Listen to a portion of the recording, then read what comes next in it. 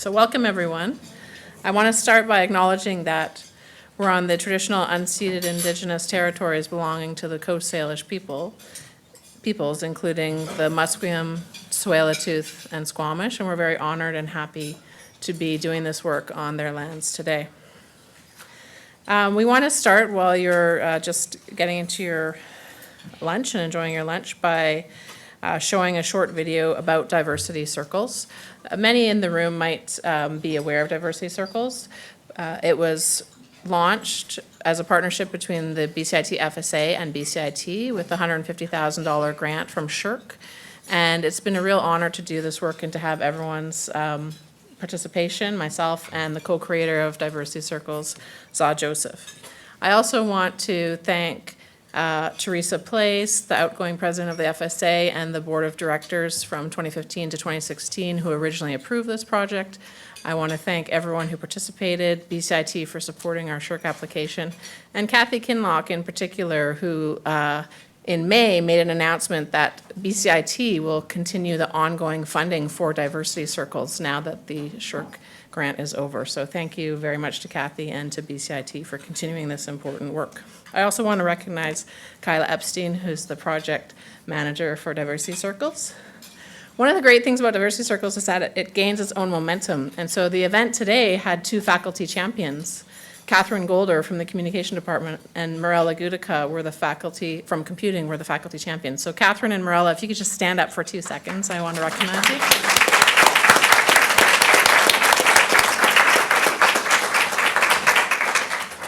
They spearheaded this work, and it's just great to see that momentum and all the champions and mentors of Diversity Circles who have come up through the past 3 years. Thank you for your help. So I'm going to turn on the Diversity Circles video, and then we will move into the next part.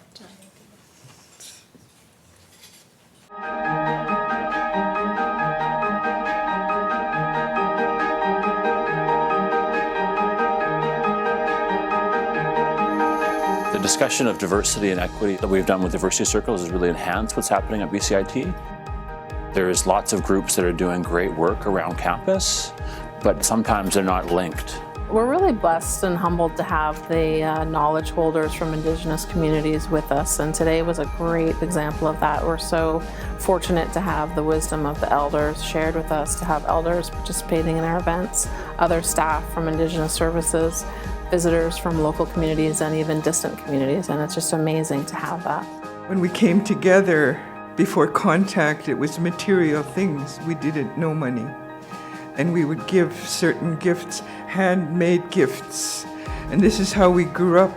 You talk about diversity. I have a difficult time standing up here, the Anthonasquethi, Tanalton, Swalastanot, Kolastanot, because it does nothing to your mind to understand what I just said. I have jobs within my community that then it's meaningful for me to communicate those words. We're really looking to grow the relationship with the people that we've met on campus who are part of this work, who are living this work every day, who are doing it in the classrooms, in the hallways, in their offices. I think Diversity Circles has just expanded. I think from the very beginning they were looking into getting involved with all community members across campus. I think that just naturally happened. I think pride is growing on campus. I think support towards Indigenous services is also growing. Diversity Circles has really kind of started the foundation for all of those different areas, for people to come together. I think it's really important projects like this to remind people to connect with each other outside the classroom and to learn their stories and learn how they all fit into this community. And to me, it's important to highlight those things. It has been actually quite extraordinary to see the impact that it has had. I've attended a couple of workshops. It was interesting to see those conversations happen and to see the way that people progressed in their thinking even during the course of the workshop. And to hear people have this real enthusiasm for it and to want to try and implement something similar in their own organizations. And that's been really encouraging to see as well. And really diversity is just understanding that we don't know everything about everybody, we don't know where everyone's coming from, but we respect where those people are coming from and we honor that they have the space and the room to be who they are. In Indigenous communities, the communication was quite sophisticated. The way we have always appreciated diversity of voices. We'll never agree on everything, but we can still sit in a circle and still have conversations and still be ourselves.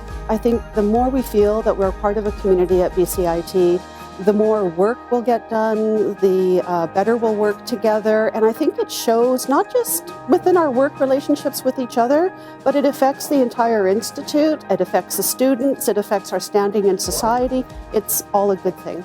We know how diverse we are, but we share common stories in that diversity. And I think that's what we're discovering here at BCIT, that we are diverse people, but we share common ground. And on that common ground, we can start to walk together in a good way. Learning about all these different cultures, this will help inform my practice. I have to immerse myself in other people's culture to be able to serve them better. I think the other thing about diversity circles is that it should hypothetically create exponential change, like ripple out to many other areas, and that's really what we want for it. We don't want to be contained, we want to ripple out into people's lives, into people's communities, into their teaching practice, into their work practice, and if we've done it right, it will ripple outwards and have that type of impact.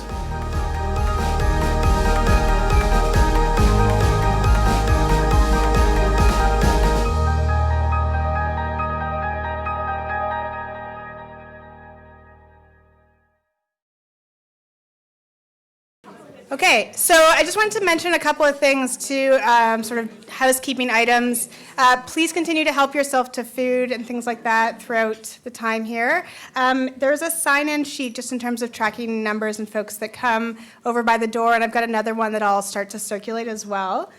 And then also, as you can tell, and we should have mentioned this at the beginning, there's a video capture happening right now, as well as I am taking photographs. If you do not want to appear in any photographs, come to me afterwards. I'll take down a description and make sure I crop you out or don't use ones with you in it. The video capture is for posting afterwards for folks who couldn't come but wanted to be here. So, and the lens is sort of on here, focused on here. When we get the questions and answers, because this is being captured and recorded, if you have a question, one of us will run over with a handheld mic, so just hold on with your question until we get to you.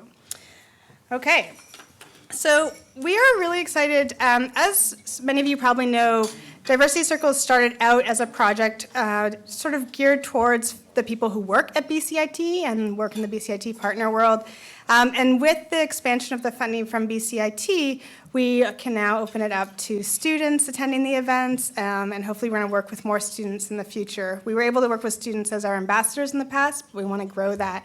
And so part of that is that we're really excited to have a student moderating the speakers today. Miranda Patton is a fourth-year computer systems technology student, fourth term, and has a previous bachelor's degree in psychology and experience working in the social services. Miranda hopes to continue, oh, that's my timer telling you all to stop. Miranda hopes to continue on in the helping profession by working on software to improve the lives of those in need. And Miranda will be graduating in December and says she will miss BCIT, but is excited to discover what lies beyond. So join me in welcoming Miranda.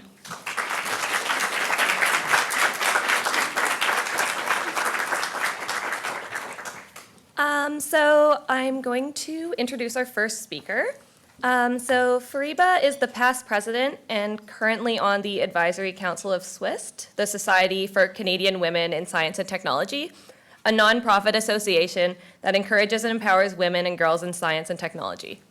She is currently the director of corporate strategic projects at BC Liquor Distribution Branch. She is also the chair of the BCIT Computing Program Advisory Committee. She is a Gender Equality Network Canada leader, which is a national network of over 150 diverse women leaders from across Canada working together to advance gender equality in Canada. Please welcome Fariba.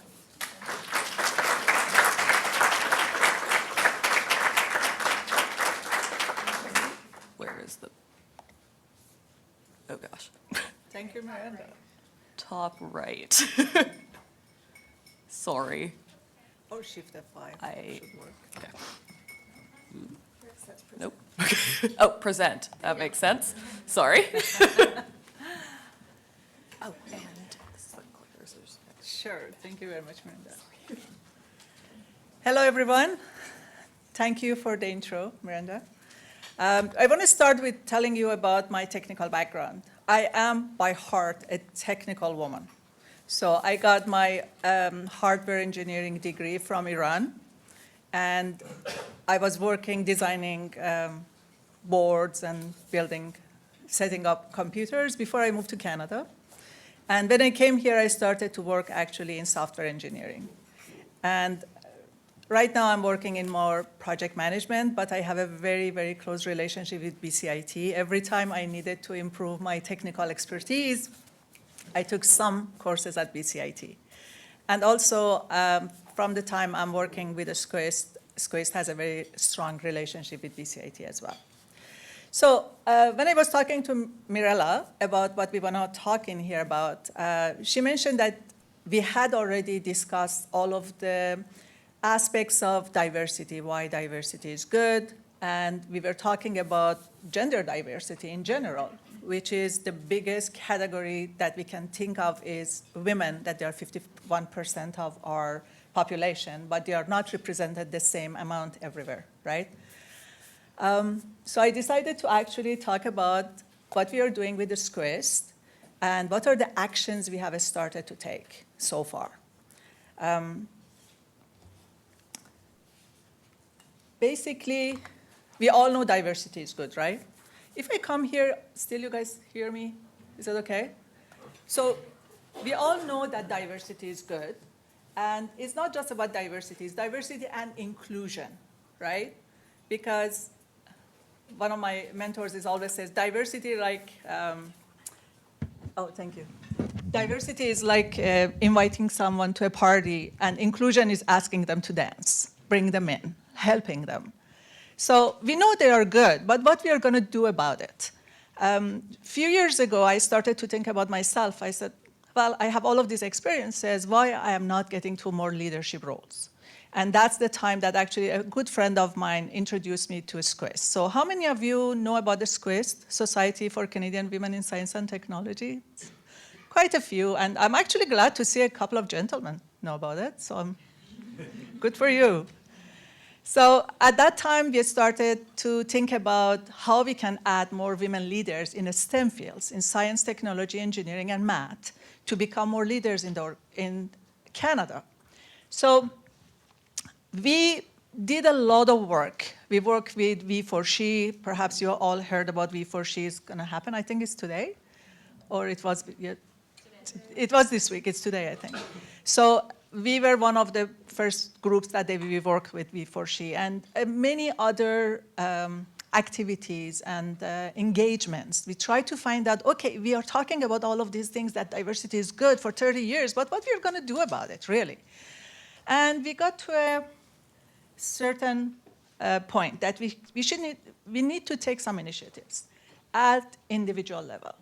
So in order to individually be able to improve the diversity, we need to actually create access, we need to create availability, and we need to actually empower individuals that they can become leaders.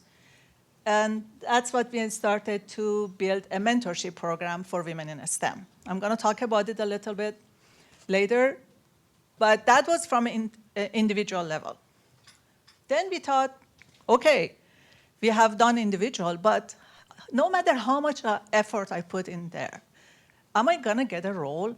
And to be honest, I have to tell you, you heard about imposter syndrome for women, right? Sometimes we think, oh, maybe I'm not good enough. Or, oh, maybe it's because of my accent, because I'm an immigrant, or maybe because I'm a woman. Many different things come your way. So we decided that we have to do something from an organizational level that can help us to reach to that diversity we are talking about.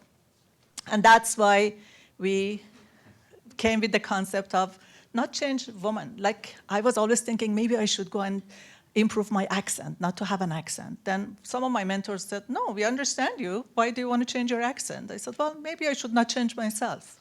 Maybe the system needs to change.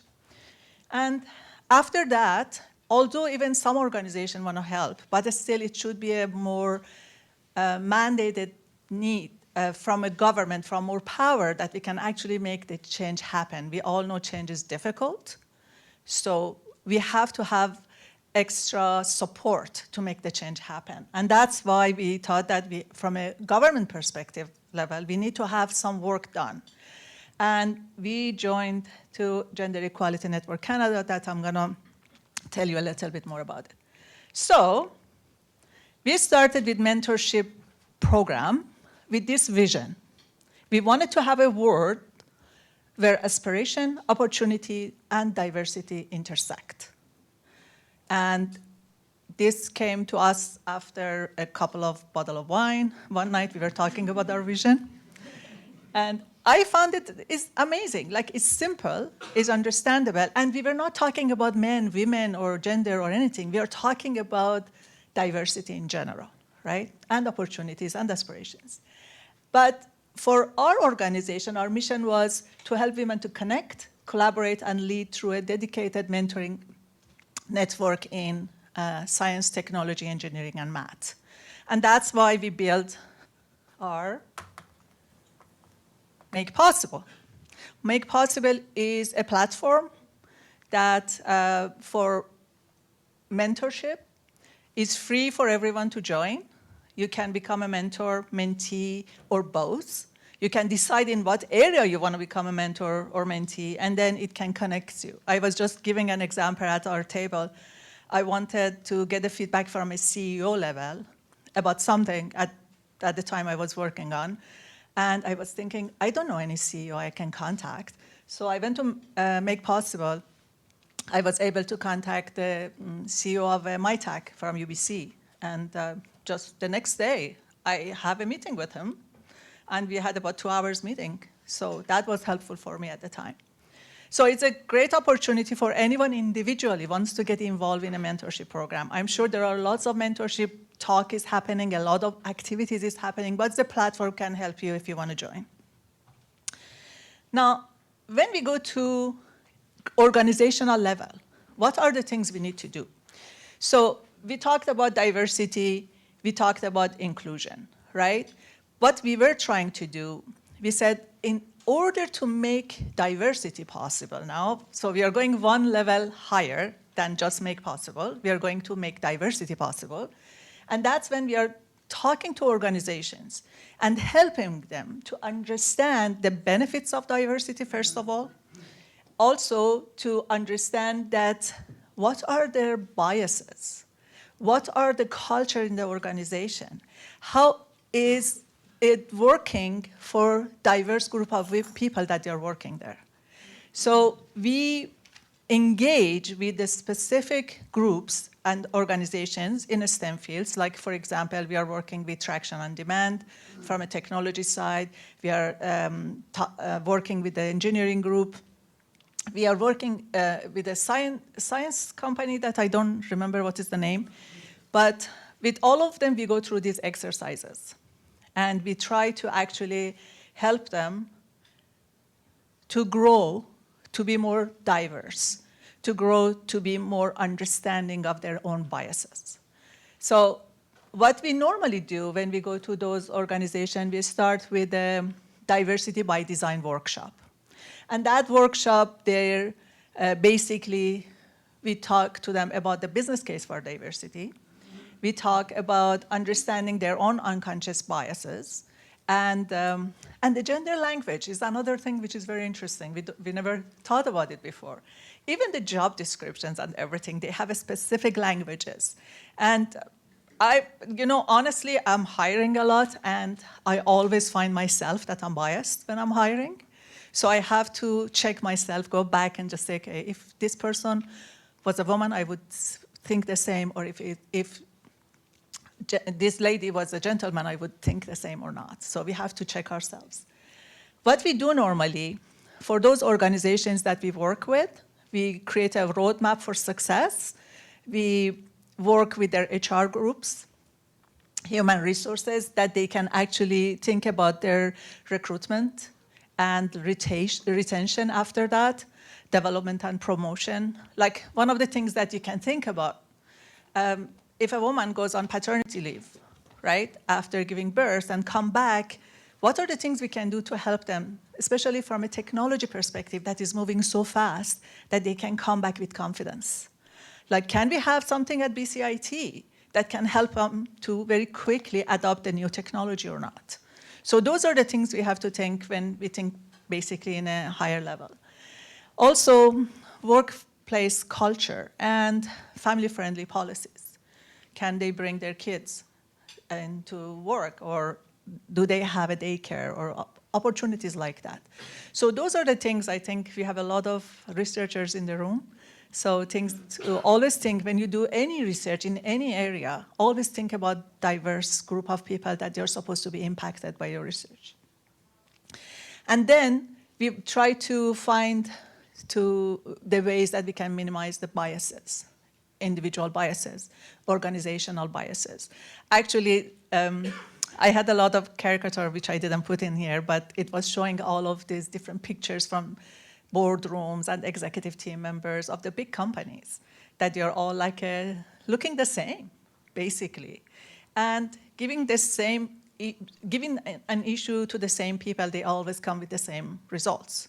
That's why we know already diversity is good. We have all of those catalyst reports, and we have all other type of research is done. So the point is how we can sell those ideas now to organizations that they can actually take action. And we know change is difficult, right? That's why this type of workshop can help them actually to understand their own unconscious biases, and they look at their all of the things they are doing from a human resources perspective. Now, some of the things I thought this is kind of interesting. Changing the corporate culture is not an easy thing. So that's why we are working with them through things like job ads, hiring processes, promotions, rewards, pay, internal communications, whatever that works for them. So it's a big commitment they are making. And the good thing about Vancouver is, as one of the 25 top tech cities in the world, they are open for it, so which is really amazing. So I'm going to just talk this quickly about Gender Equality Network Canada. It came about last year, and basically 150 women were selected across Canada from different aspects. Our organization, Squiz, was selected from a STEM field, perspective and women in leadership role in those areas. And we are working through coming with action plans for government, basically. And then government can decide how they're going to use them. So I can give you just one example of what we are saying is we are suggesting like a policy of 40-40-20. For senior roles, we should have 40% men, 40% women, and 20% whatever works. Should we apply that or not? So it's still a conversation happening with these women leaders. But just as an example that I thought it was interesting. So we need to take action to promote diversity. And that means we have to think out of the box. We have to be aware of our own personal biases. And talk about it. When you sit at the table, dinner table, or when you're talking to friends, or you see something that shows you there's a bias in there, speak up. And that's the part I found the most challenging for me, because I'm always looking for harmony. But we have to take action, and that's one of the actions that I think we can take. So thank you.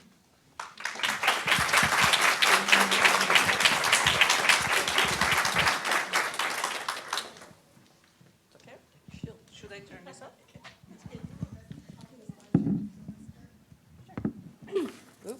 Okay. Sorry.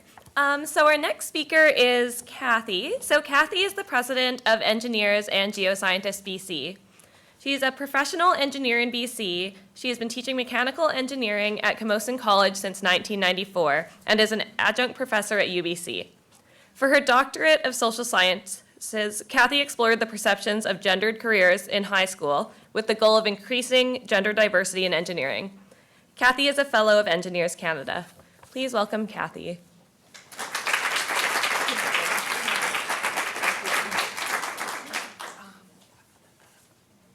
Fantastic. Thank you so much. I too will do this slightly. Thank you so much for having me here. Thank you, Catherine, for insisting. And And thank you, too, for using my title of president, because now I can get engineers and geoscientists to pay for my travel. I'm based in Victoria. That's where Camosun College is, and I'm truly happy, very happy to be here. This is an example that I think many institutions really need to follow. I'm grabbing all the documentation and taking as many notes as I can. I've been asked to bring you a couple of strategies that we've been working on, and because of the two hats that I've been wearing recently, and you heard I just completed my doctorate, I really have two strategies that I would like to share with you. And these are two gaps in the pipeline of women, for young women to come into the engineering profession, which has been a focus of mine for, I'd say, going on 15, 20 years now. So the two gaps that I see that are still persisting, and we've been attacking many of the early ones in education, are really between high school and post-secondary education, and between post-secondary education and industry. And fortunately, I am in a couple of roles that fit that quite well. So let me first start with the gap that I see really for the first piece, the high school to post-secondary education. When I was looking at the data that we have at Camosun College, I saw really quickly that we have a very high percentage of students who completed Physics 11. 40% of all the students at Camosun College since 1972 who completed Physics 11, 40% were women. But they're not in engineering or physics or engineering-related type careers. And believe me, I was very, very flexible in my definition of engineering-type careers, and all of you communications experts and web designers were included in my bucket. It's interesting, there's been research that's conducted in the Pacific Northwest that really identified some of the qualitative reasons why girls don't pursue physics and engineering after Physics 11. And some of the things that they were talking about was that they could not see how to use physics to make the world a better place, really talking about that helping profession that was mentioned earlier this afternoon.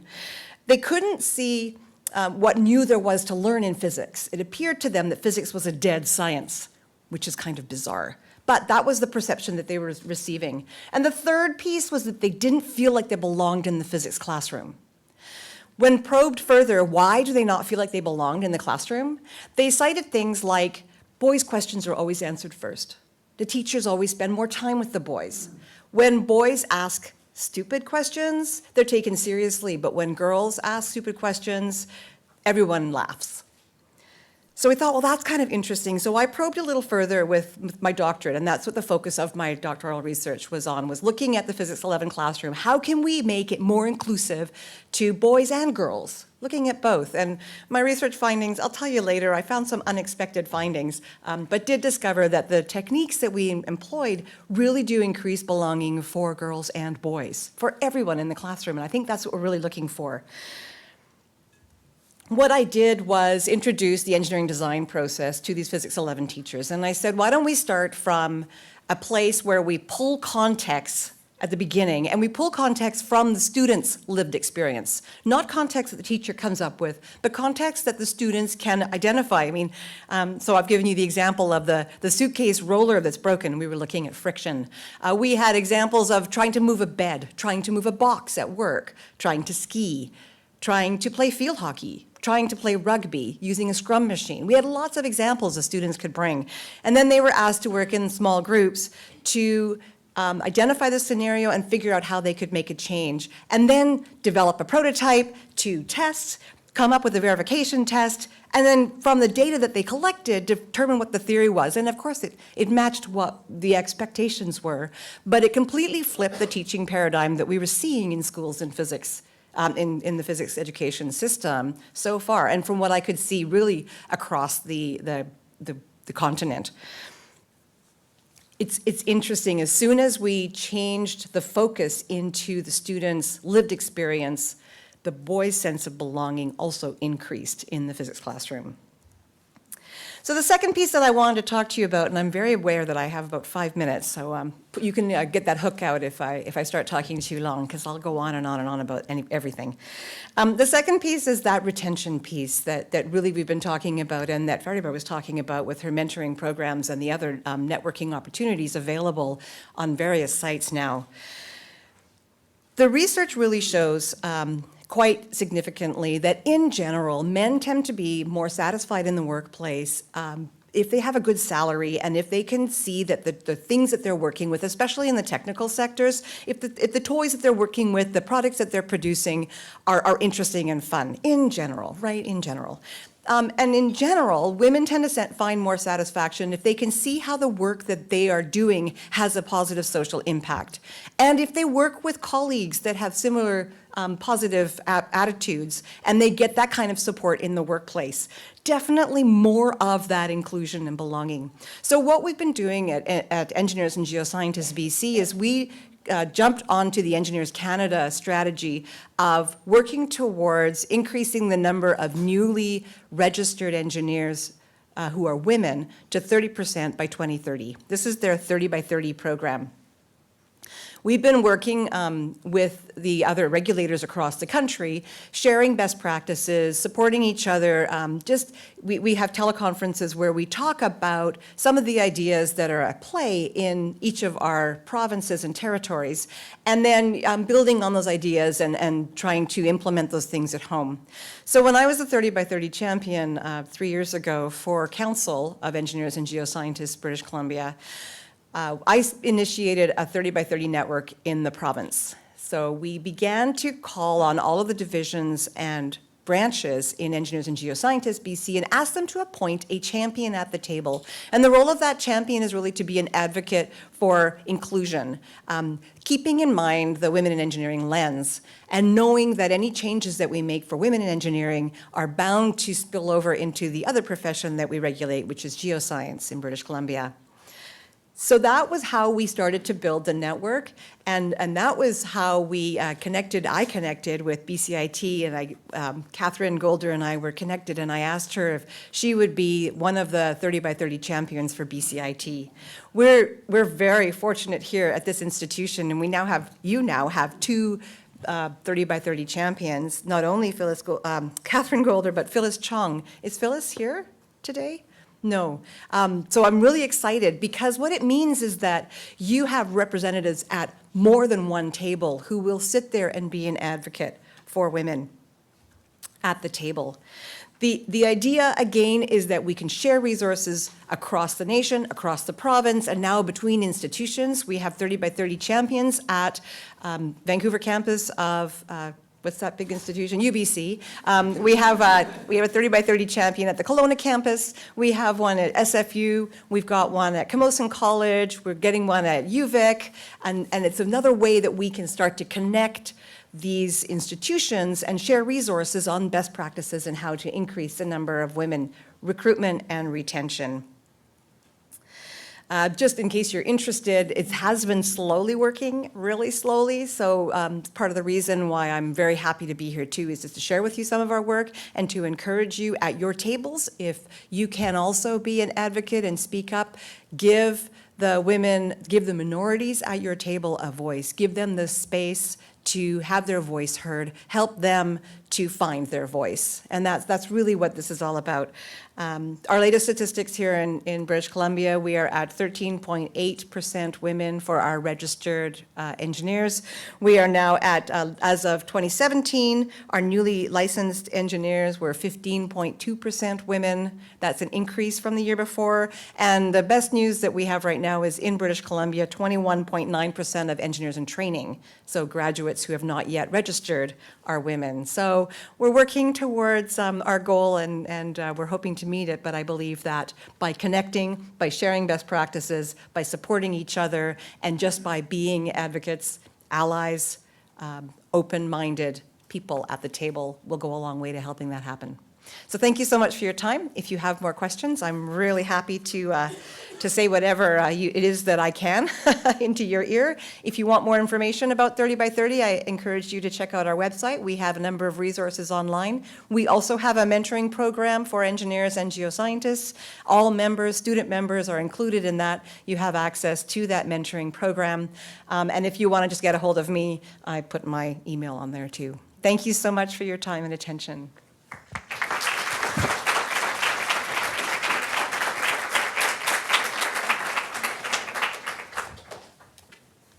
Thank you so much.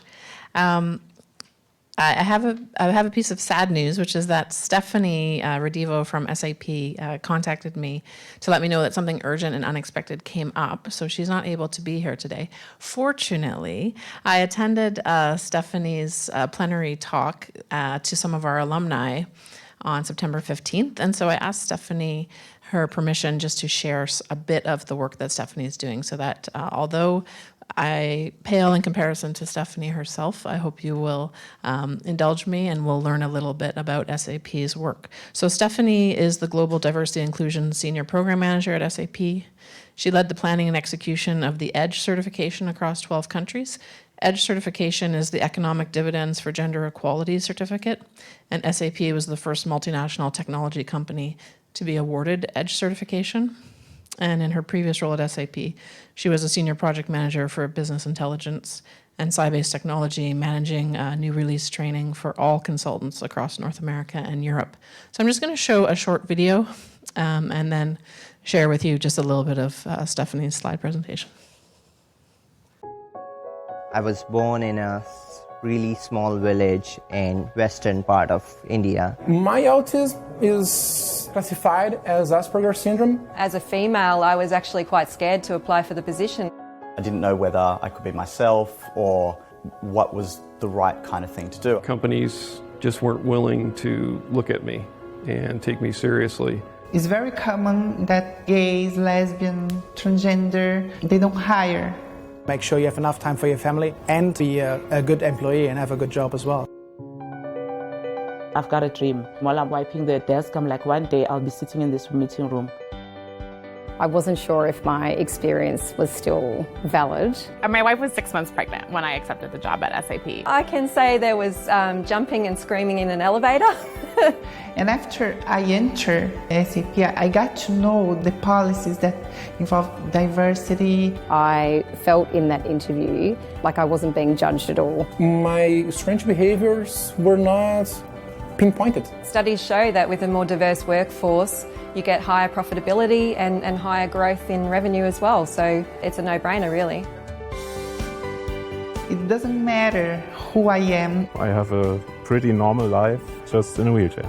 What is my sexual orientation? For the first time, I feel like I'm part of something. I feel like I'm exuding with happiness about how positive and amazing and supportive the SAP environment is to me as a lesbian, as a woman, as a mom. I know that SAP will support me as a young mom. You feel embraced. You feel as you're part of something. And they believe in people and they develop, there's like lots of opportunities for growth. If you want to develop software, it's a great place to be. And the disability is not important. I am the face. I am the face of business. I am the face of business beyond bias. I am the face of business beyond bias.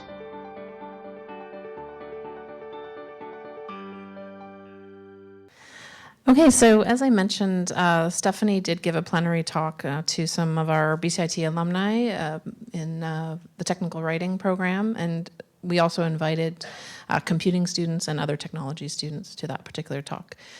So I just wanted to mention quickly the 4 pillars of SAP's diversity and inclusion program are gender intelligence, cross-generational intelligence, culture and identity, differently abled people, and then they have a whole series of intersectional groups and activities. But I did want to mention what Stephanie was going to focus on today was the actual technology piece. Obviously, SAP is a tools company and a business intelligence company, so using their existing human resources platforms and other business intelligence platforms, she was going to talk specifically about the HR piece. So both Fariba and Kathy mentioned hiring and retention. What Stephanie would have done, or what I've seen her do, is to get the audience to think about certain words that might have certain connotations, and just sort of ask the audience to reflect for a moment on, do you have a particular idea of certain genders or certain identities that might fit with certain words? And of course, that's leading into the notion of how certain associations, often unconscious associations that we have, fit into recruiting, hiring, and retention. So at SAP, basically every job ad and every job description goes through a software program, which has a huge database of words and statistically correlated associations with those words. And so job ads and job descriptions are vetted to see if there are particular words where you could, in fact, use a synonym for a word, but it would be a synonym that doesn't have a strongly gendered association with it. So the word would still do the job, still do the trick, but would not have a particular gendered association with it. And of course, it's done by technology. It's not done by a person vetting the job descriptions. So that was very interesting. So all managers would put the job ad and job descriptions into the software program and then get feedback from that. So basically, that can be carried forward into other elements of the business process. And I won't go on about that because I'm not, I don't work at SAP, but I just happened to attend Stephanie's plenary, so I feel reasonably qualified to do what I'm doing today. But certainly the software goes, the functionalities of the software allow them to measure again using machine intelligence rather than relying only on people to look at things like retention numbers, how people are promoted, how people are developed, how people are recognized, and to sort of measure to make sure that there's no unconscious bias, but also to have metrics. And both speakers today talked about how important it is to have targets, actual numerical targets. This is what we are going to have, in X number of years, X number of people. And so there are software tools that can help you do that. So sorry you're not here, Stephanie. Hopefully I didn't mess it up too much. And audience, thank you for indulging me and learning a little bit more about how to encourage gender diversity. Thank you.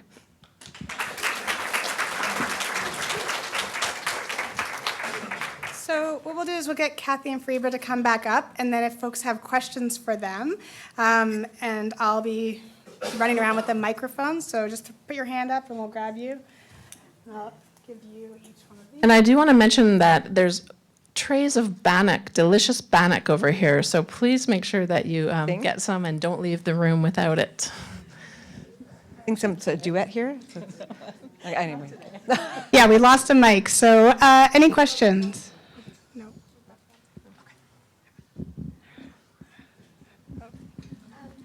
Oh, hold on, I'm just going to bring you a microphone. Recently, I was contacted by the City of Vancouver, who had $50,000 that they wanted to put into recruitment of engineers into their engineering department as well as their automotive department. They contacted the co-op office to find out how we could use that $50,000 to increase the number of women that were coming out of the programs. I'm fairly new to BCIT as well, so I looked around to figure out how we do this. It was very difficult to find a way to engage the City of Vancouver in that. It ended up being that we spoke a lot about the recruitment, how to put that money together with BCIT to look at how to recruit people or women into these programs at BCIT. But in terms of actually engaging the Institute in terms of curriculum and where the City of Vancouver could put that money, I found that really difficult as an employee, where to go in the Institute and how to do that. I'm not so sure that's a question for us.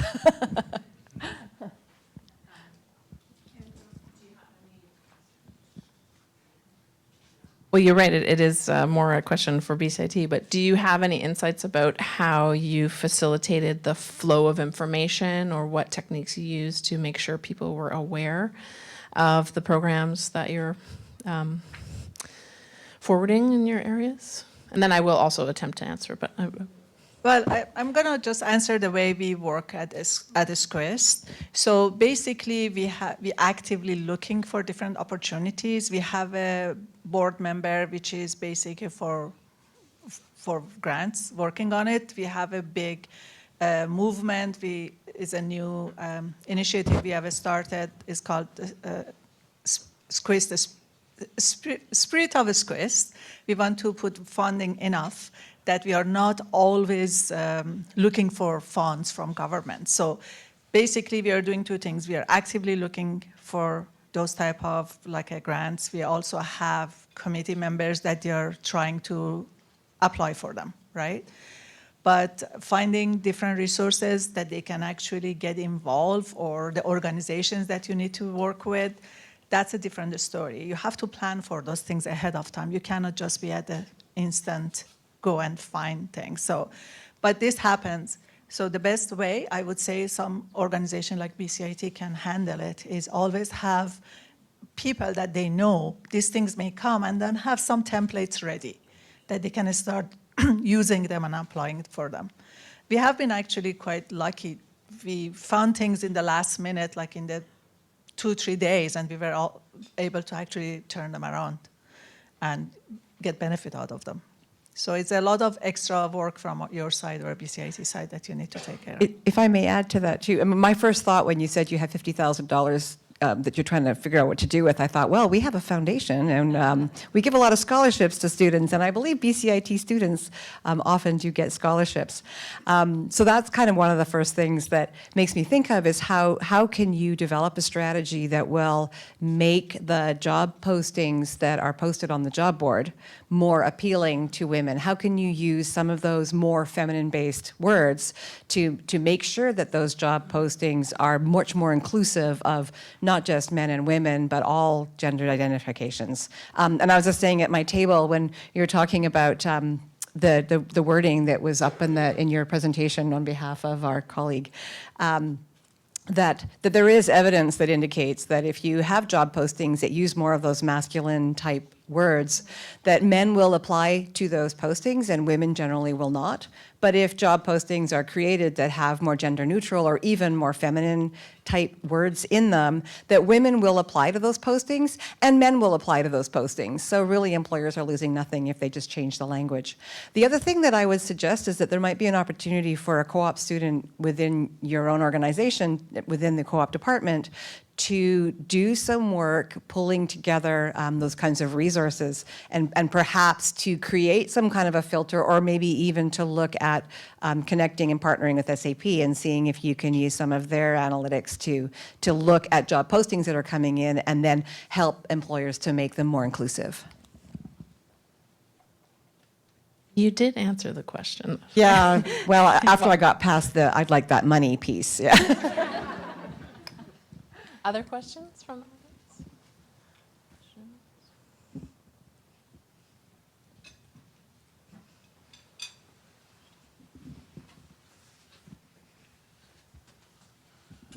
Thanks so much for your great presentations.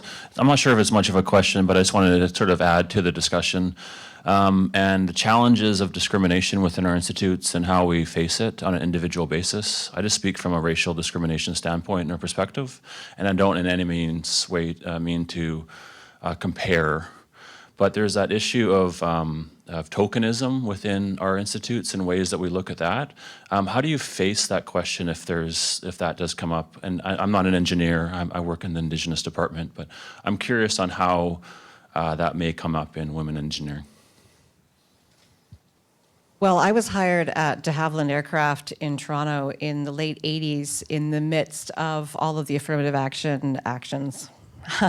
And although I know that Boeing Canada at that time was definitely a very inclusive and equal opportunity employer, and I know that I had the skills and knowledge and persistence necessary to get a job there, that comment did come up pretty frequently.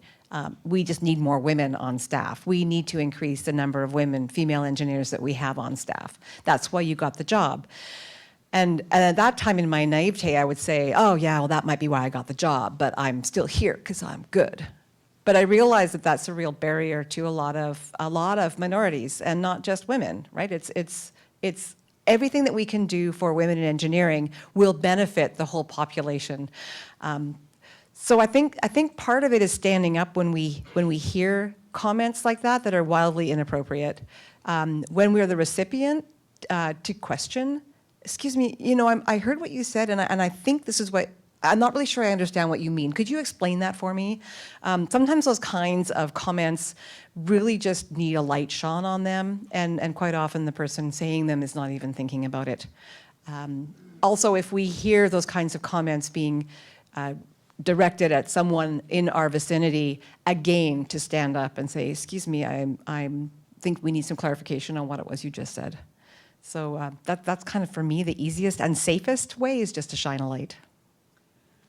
I can tell you about my personal experiences. So to start with, I was always working harder than any other men around me because I was always in a male-dominated environments working, and I had to prove myself, especially being from Iran, which women are second-degree citizens. That was even worse. So when I came to Canada, I thought that's over. So I was so happy, and then I was feeling that, wow, this is my land, till I get to a certain point. And then I felt the glass ceiling.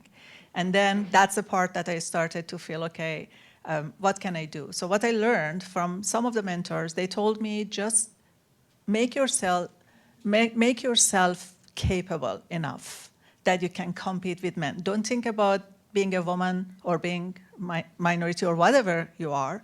So just do whatever is need to be done.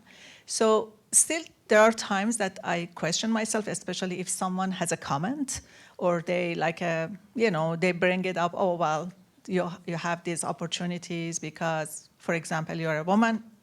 It doesn't happen much to me because everybody see how hard I work to get there. But if it comes, we have to challenge them that there are always different capabilities of the people everywhere, in every gender or every group of people, that they can be different, but I think we have to speak up. One of the things we were talking today is about individually we should speak up when we see the biases, and then we should challenge them.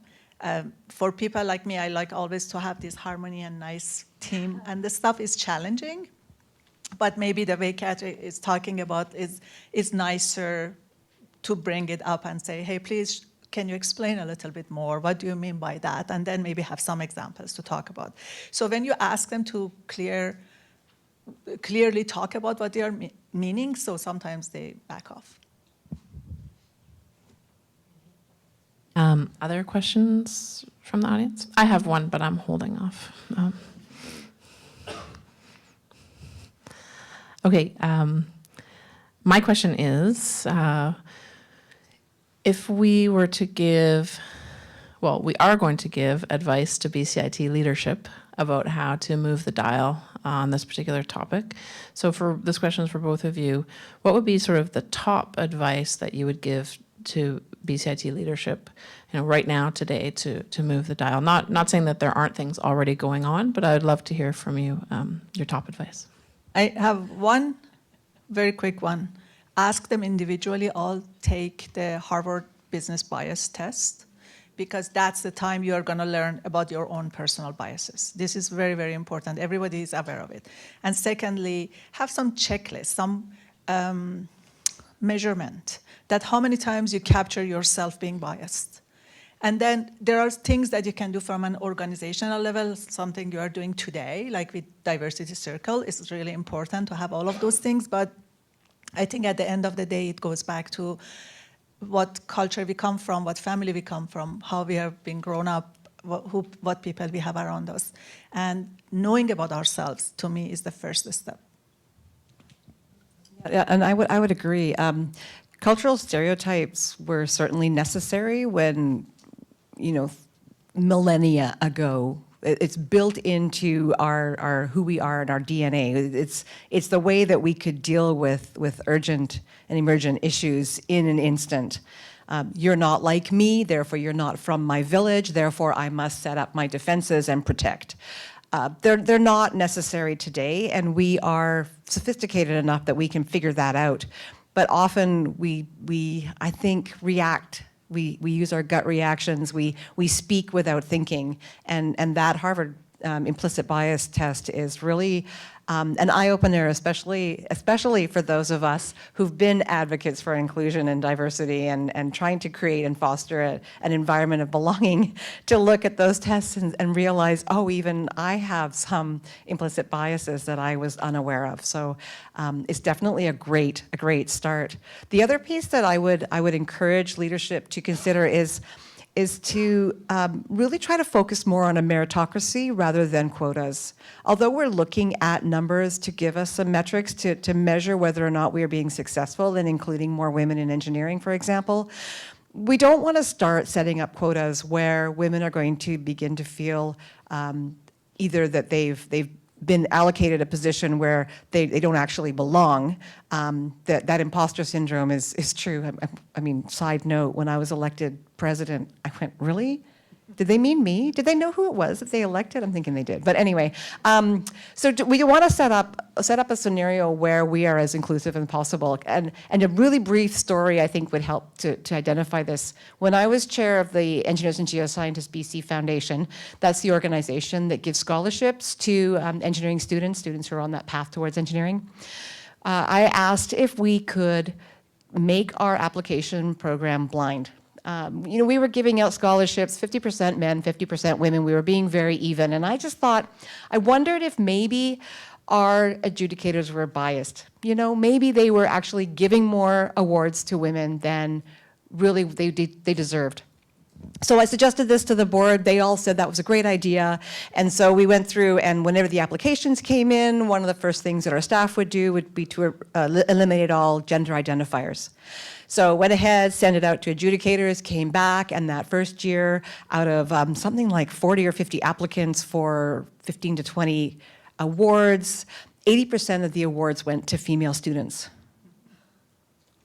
That was a surprise to me. So I think if we work on a merit-based system and we eliminate those gender identifiers and we try to make our job descriptions and even just the descriptions of our institutions more gender neutral, we will go a long way to building that diverse environment and diverse culture that we want.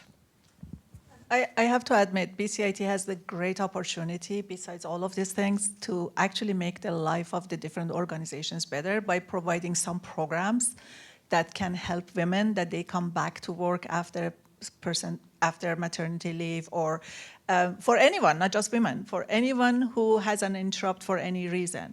And also for creating intersectionality, like people with disability, or you already have a lot of good programs for people that they're immigrants to Canada, and just use all of those things and come up with some maybe new ideas.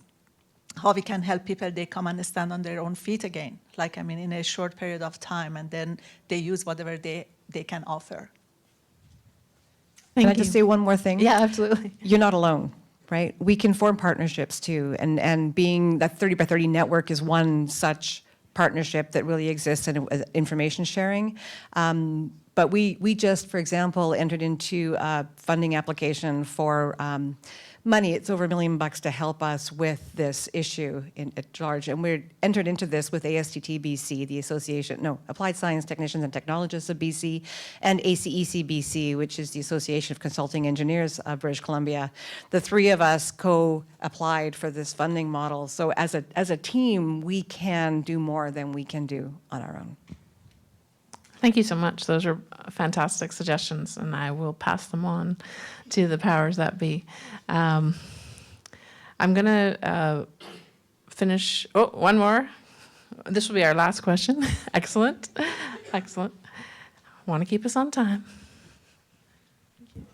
This is for Cappy, I think, specifically. Because I loved physics and science in high school, and I never once made the link to engineering in my mind. I actually applied for physics in university, and in the end, it wasn't even just about making a positive difference or social difference. I just couldn't see what kinds of jobs related to physics.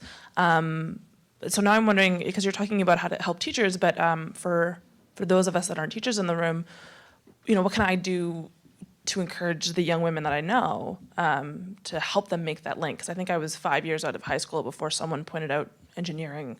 And I think I sort of thought of it as like a trade. So how do you connect that math and science and all of those ideas when you're not in a teaching role? It's a challenge that we've been facing. Many of the institutions, like the UVic and UBC are the two that immediately come to mind for me. They run programs at the institution to bring students on board a science venture. I know that's at UVic. I don't know where else that is. And then the Girls Who Code. There was another program I think that was mentioned earlier today. And those are opportunities to get into the schools and get girls into the universities and institutions, to have them come and experience. But you're right, that only is available to those girls whose parents or teachers happen to have the foresight to get them connected and bring them together. That's why I was working with Physics 11 teachers and hoping that the Physics 11 classroom, where students are already showing that they have an aptitude for physics, for solving physics puzzles and problems, that might be somewhere that we can introduce engineering to girls and to boys. We get a lot of boys in our programs, and I don't know how it is here at BCIT, but we get a lot of boys into our programs who were really encouraged to enter the programs because guidance counselors said, oh, math and physics, oh, you have to be an engineer, it's a good thing. And I know a lot of the boys leave our program because they really wanted to go into the trades. They thought it was more like a trade than it actually is. Some of what we're trying to do now, at least in Victoria, the Engineers and Geoscientists BC branch in Victoria has been doing a lot of high school outreach programs, not only to high school, also to middle schools. And they have a 3-year plan where they go into every school in the region to talk to all of the kids there about engineering. They have a very brief presentation on different types of engineering, and then they have a little workshop kind of activity where they get to build something. It is a way to start to bring the definition of engineering to youth, and that's one way to get through. I think you're right. I think we have a long way to go to educate the general population about what engineering is, and I think if we can start to identify it as a helping profession, that we use physics to solve the world's puzzles, that might be a better way to really help identify what it is that we do. I can just add a little bit to it. In SQS, that organization that I am working with is they have these programs, outreach programs, that is basically educating the young girls and also their parents and their teachers. So we had people going to schools and have presentation in the schools. But at the end of the day, it's all about awareness, creating that awareness, that what is the value as a girl going and learn about physics, math. So our actually group outreach program is called Miss Infinity, and that means if you go to math and physics, you have infinite opportunities to do things. So it's creating that knowledge for teachers and parents. That's the most important thing. Now, the challenge we have, like in BC, for example, we have a lot of rural areas. It's very difficult to reach them. So we have created e-mentoring program for those families or girls that are around the BC that it's not easy for them to come. But events like this, conversations about them with everybody you know, and then maybe use the social media for those type of awareness, just have some advertisement, something. We have opportunity now with the social media to do so much. And we just need to put our focus in that area and start having those conversations in different ways for parents and for teachers. I want to take a moment to thank our speakers, Kathy and Fariba. Thank you so much. If you'll all join me.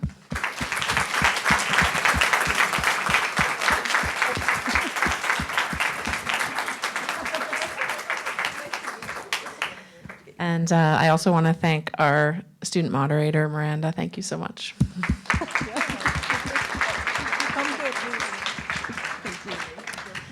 So before you scoot out, I know that some people may need to scoot out, but before you scoot out, I'm going to formally close the program, but also I want to mention, you can see this fascinating chart on the screen. This is a hook to just, ask you to hang on a couple more minutes.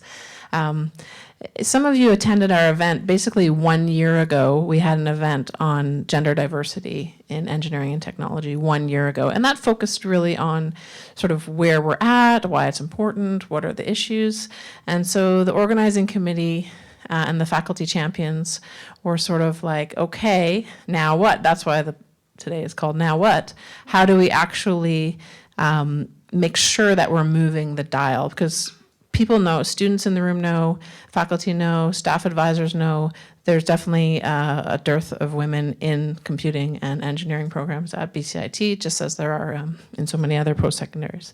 So we're going to finish off today by writing down our practical ideas. Kyla will explain. I'm not going to try to explain. Kyla will explain. It does involve Post-it notes. It does involve flip chart paper.